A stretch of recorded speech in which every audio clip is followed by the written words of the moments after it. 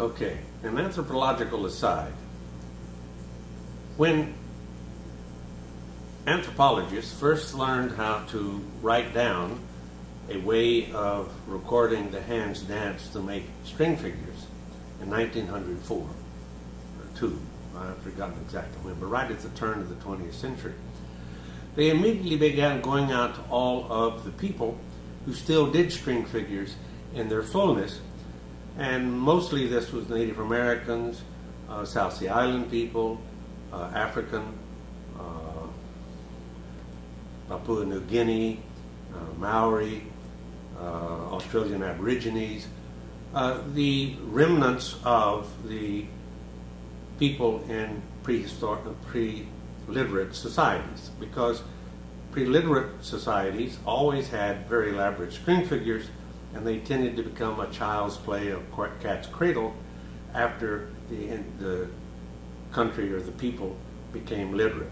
But at any rate, a very good example of why they did this is because they felt that when you make a figure, for example,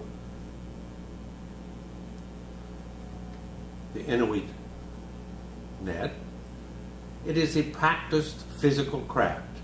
And they felt, and there's reason to believe that they were correct, that if you learn how to do that figure as a young person, you will always do the figure the same way. And they used the way people made string figures with their hands, the intricacy of the dance, as a way of following the contacts of people whenever in the prehistoric times, and how they shared string figures, and you had to have someone close to you in order for them to learn the way you did string figures. So, for example, if I were to do the Navajo mini stars, it is a much similar figure, and it is almost as if it is a dialect or a way of doing something almost the same. And it's strange to think that that is the way things are until you look up the historic record, and the Diné, or the Navajo, lived right below the Eskimo until about 1100, 1200 years ago, when they migrated down to the southwest. And it still shows in the string figures that they were close to each other.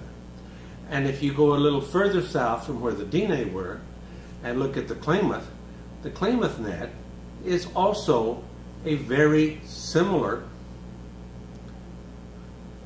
figure, and you would think that it would be something like a little more distant dialect from the Eskimo hand language, and indeed it is. And the Klamath lived a little further south. So all three of these peoples have a similar net that they make.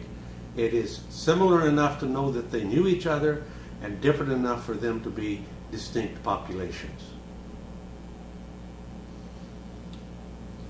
Is that what you want?